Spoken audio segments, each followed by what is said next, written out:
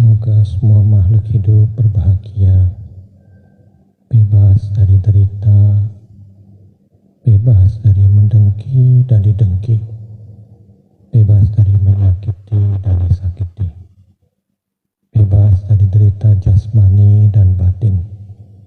Semoga semua makhluk dapat menjalani hidup dengan bahagia. Sabe sata bhavantu sukhita. Semoga semua makhluk hidup berbahagia. Meditasi selesai. Sadu, sadu, sadu.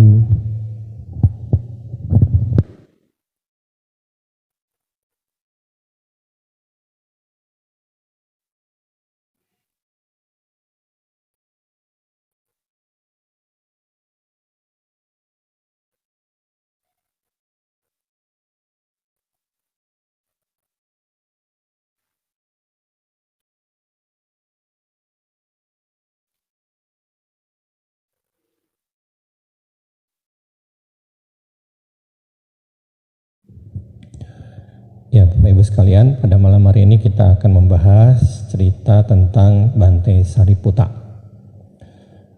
Di dalam Etadaga Waga, kitab suci Anggutara Nikaya kelompok 1, Sang Buddha menyatakan, Etadagang bikawe mama sawakanang bikunang mahapanyanang yadidang sariputto.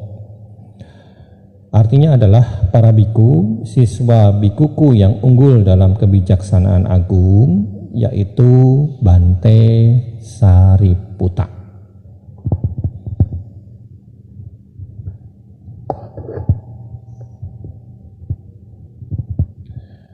Bagaimana ceritanya? Bapak Ibu sekalian, Bante Sariputta lahir di desa Upatissa. Ibunya bernama Brahmin Sari, seorang wanita dari kasta Brahmana. Terlahir sebagai putra dari keluarga terkaya di desanya. Sariputta diberi nama Upatissa. Pada hari yang sama dengan kelahiran Upatissa, lahir pula seorang bayi dari keluarga Mogali di desa Kolita. Kelak bayi ini akan menjadi bantaman dan bertumbuh bersama.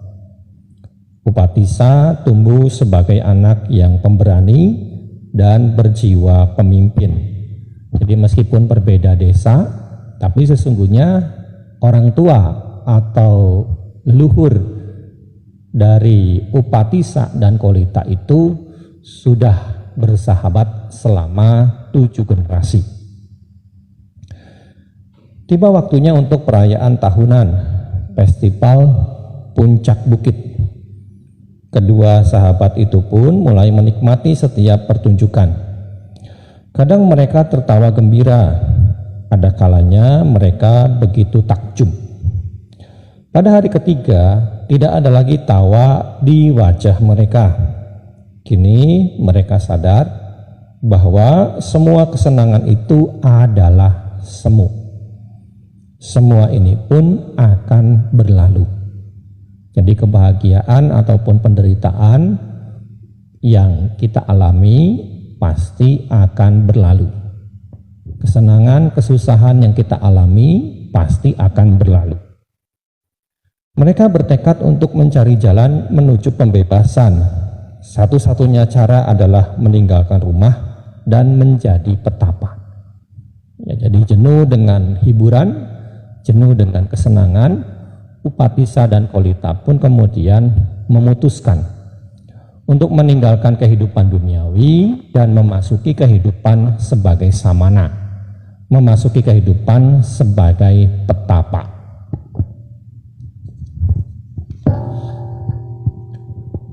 Beberapa tahun menjadi murid Sanjaya, mereka menyadari bahwa ajaran Sanjaya tidak mampu membimbing mereka menuju pembebasan. Maka mereka kembali berkelana mengelilingi Jambudipa. Ya, Bapak Ibu sekalian, jadi setelah Upatissa dan Kolita ini meninggalkan rumah, mulai memasuki kehidupan petapa, mereka berguru pada Sanjaya Belataputa. Sanjaya Puta Belata. Ya, salah satu 6 guru yang hidup sejaman dengan Sang Buddha. Di dalam Samanya Palasuta yang ada pada kitab suci Digha Nikaya disebutkan bahwa Sanjaya ini seorang guru yang memiliki pandangan geliat belut, pandangan berbelit-belit. Jadi kalau ditanya, ya misalkan buah sukun, dia akan menerangkan buah mangga. Kalau ditanya buah mangga, dia akan menerangkan buah sukun. Jadi setiap pertanyaan yang diajukan kepada Sanjaya selalu tidak nyambung, selalu tidak ketemu. Jadi apa yang ditanyakan, dia akan menjawab lainnya, tidak sesuai dengan konteks pertanyaan yang diajukan. Kali ini mereka memutuskan untuk berpencar dan membuat kesepakatan bahwa bila salah satu dari mereka telah menemukan guru, ia harus memberitahu yang lainnya. Dalam pengembaraan inilah Upatissa bertemu dengan Bante Asaji dan mencapai kesucian pertama setelah mendengar khotbah. Ya, mendengar khotbah berupa sebuah bait gata yang diucapkan oleh Bante Asaji. Upatissa segera mencari Kolita untuk memberitahu kabar baik ini.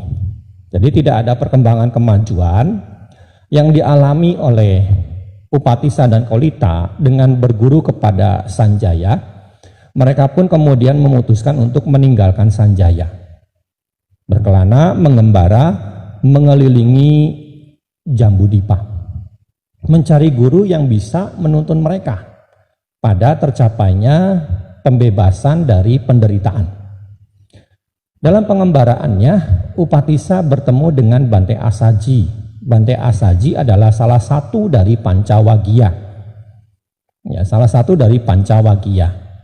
Nah, Bante Asaji ya, membabarkan satu gata kepada Upatissa. Satu gata yang merunut ya, atau memiliki esensi dari ajaran Sang Buddha. Gata itu berbunyi Ye Dhamma Hetu Pabawa Tesang Hetung Tata Gato Aha Tesanca Yonirodo Ewang Wadi Mahasamano. Segala sesuatu muncul karena adanya sebab, demikian pula lenyapnya. Ya, jadi ini gata ini berisi esensi dari ajaran Sang Buddha, bahwa segala sesuatu yang ada itu muncul karena adanya sebab, demikian pula lenyapnya. Ya, gata ini sangat populer di dalam dunia arkeologi. Banyak prasasti-prasasti ataupun sasa, ya, amulet atau tablet yang berisikan gata ini dalam bahasa Sanskerta. Kalau di Indonesia ada beberapa buah ditemukan, ada di daerah Sambas, Kalimantan Barat, yaitu ada sebuah tebing, di sana ada guratan stupa catraknya berikut dengan prasastinya. Di Karawang, di Batu Jaya pernah ditemukan prasasti yang bertuliskan Ye Dhamma Hetu Pabawa ini dalam lempeng emas, ya, dalam sebuah lembar lempeng emas. Ya, jadi ini sangat populer sekali di dunia arkeologi, gata Ye Dhamma Hetu Pabawa ini. Upatissa setelah mendengar gata tersebut mencapai tingkat kesucian Sotapanna. Ia menjadi seorang Sotapati. Pamit kepada Bante Asaji, kemudian mencari Kolita. Ia mengulang gata itu untuk Kolita. Kolita pun kemudian mencapai tingkat kesucian Sotapana. Mereka kemudian pergi menghadap kepada Sang Buddha. Upatissa dan Kolita pun ditasbih menjadi biku oleh Sang Buddha. Upatissa diberi nama Sariputta yang berarti putra Sari. Bante Sariputta mencapai kesucian Arahata setengah bulan setelah penasbisannya. Dalam pertemuan 1250 arahat yang terjadi pada bulan Magha, Sang Buddha menyatakan bahwa Bante Sariputta dan Bante Mahamoggallana adalah sepasang siswa utama Buddha Gotama, sebagaimana yang telah mereka tekadkan pada banyak kehidupan lampau. Ya, jadi Bapak Ibu sekalian, setiap arahat sama Sang Buddha itu punya agasawaka, siswa utama, ya, siswa utama yang terkemuka dalam kebijaksanaan dan yang terkemuka di dalam kesaktian. Termasuk juga punya agasawika, siswi utama yang terkemuka dalam kebijaksanaan dan terkemuka di dalam kesaktian. Berkat kecerdasan yang dimilikinya, Sang Buddha memberikan gelar Panglima Dhamma kepada Bante Sariputta. Bante Sariputta adalah sahabat yang baik bagi siapa saja. Ia tidak segan menegur dan memberi nasihat kepada siapa saja. Sebagai Panglima Dhamma, ia sangat penyabar, rendah hati, dan mau menerima masukan dari siapapun. Mengunjungi dan merawat biku yang sakit adalah kebiasaan Bante Sariputta. Bante Sariputta sangat piawai dalam membimbing orang lain mencapai pencerahan. Seperti yang ia lakukan pada saat merawat biku Samitiguta yang terserang lepra. Berkat nasihatnya, biku Samitiguta berhasil mencapai kesucian Arahata.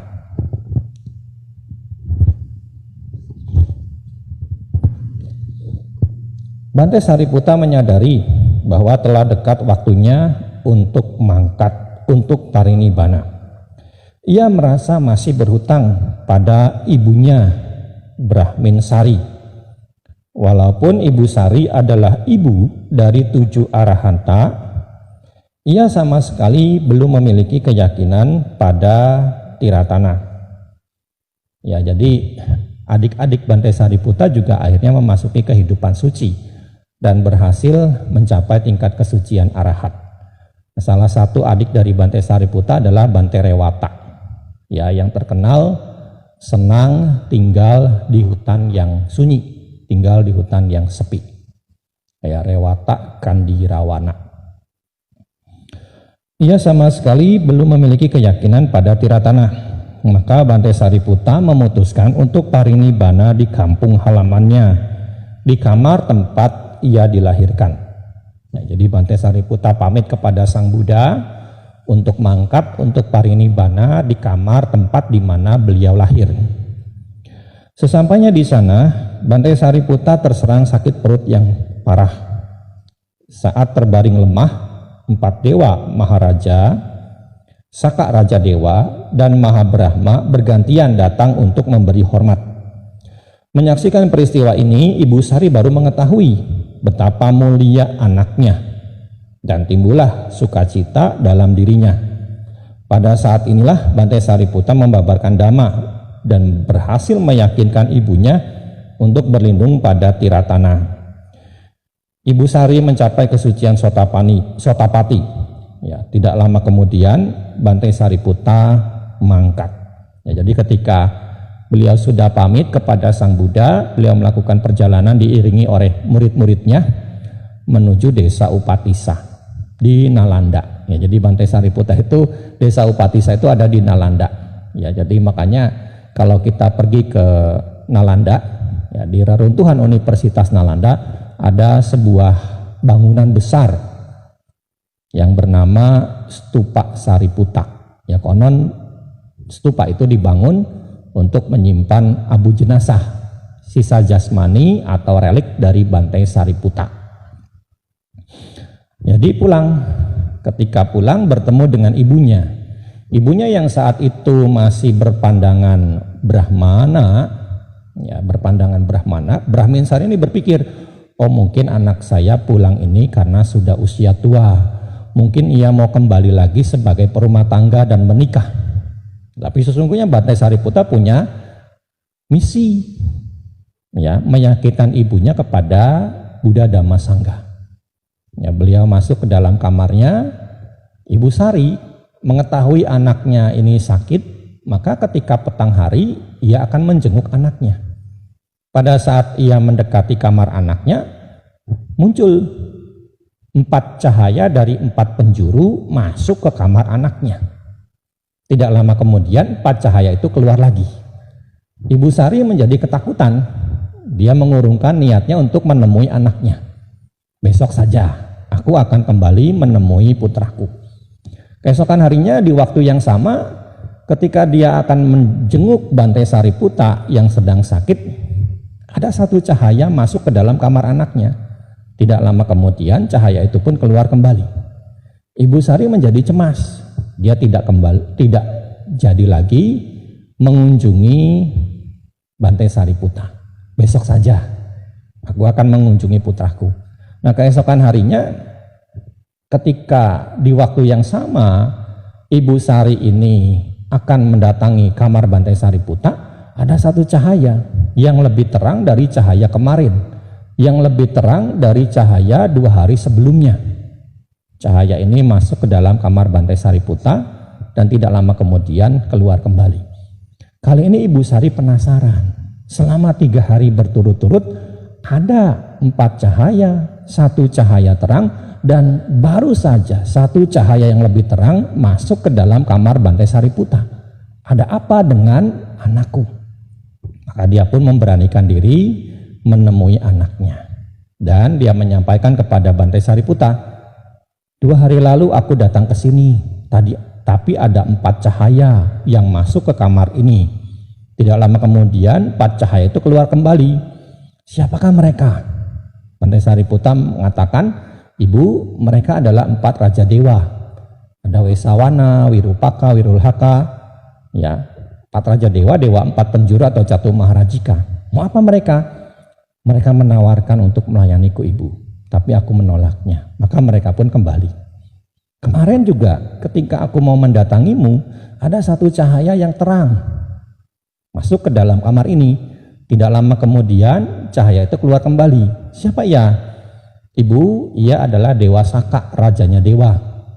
Mau apa ya ke sini? Ibu, Dewa Saka pun sama seperti 4 raja dewa. Ia menawarkan diri merawatku, tapi aku menolaknya. Maka ia pun kembali lagi. Lalu tadi 1 cahaya yang sangat terang siapa? Ibu, itu adalah Mahabrahma yang engkau puja, yang engkau sanjung. Mau apa ia datang ke sini? Ibu, Mahabrahma pun sama seperti raja dewa dan 4 raja dewa dan Dewa Saka. Ia datang ke sini untuk melayaniku, menawariku, untuk merawatku, tapi aku menolaknya. Dari situ akhirnya Ibu Sari ini berpikir, ternyata Bante Sariputta ini lebih tinggi bahkan dari Mahabrahma. Sampai-sampai Mahabrahma saja menawarkan diri untuk merawat Bante Sariputta. Ibu Sari menjadi gembira, Bante Sariputta memberikan bimbingan Dhamma, hingga akhirnya Ibu Sari pun mencapai tingkat kesucian Sotapanna. Jadi dalam Anguttara Nikaya disebutkan bahwa seorang anak dapat membalas jasa ayah ibunya bila mana ia mampu membuat ayah ibunya yang tadinya tidak mengenal Buddha Dhamma Sangha menjadi berkeyakinan kepada Buddha Dhamma Sangha. Bila mana ayah ibunya tidak punya sila, menjadi punya sila. Bila mana ayah ibunya kikir, menjadi dermawan. Bila mana ayah ibunya tidak bijaksana, menjadi bijaksana. Maka apa yang dilakukan oleh anak ini akan dapat membalas jasa ayah ibunya. Karena kebijaksanaannya pada masa hidupnya, Buddha memberi Bante Sariputta gelar siswa utama Agasawaka dan biku yang unggul dalam kebijaksanaan agung. Ya, jadi Bante Sariputta ini sebagai siswa utama sekaligus juga sebagai biku murid Sang Buddha Gautama yang punya kebijaksanaan agung. Ada banyak khotbah juga di dalam Majjhima Nikaya, juga di dalam sutta yang lainnya yang dibabarkan oleh Bante Sariputta. Nah, inilah Bapak Ibu sekalian, satu cerita tentang murid Sang Buddha yang dinyatakan oleh Sang Buddha sebagai siswa utama dan juga dinyatakan oleh Sang Buddha sebagai murid beliau sebagai murid yang unggul dalam kebijaksanaan.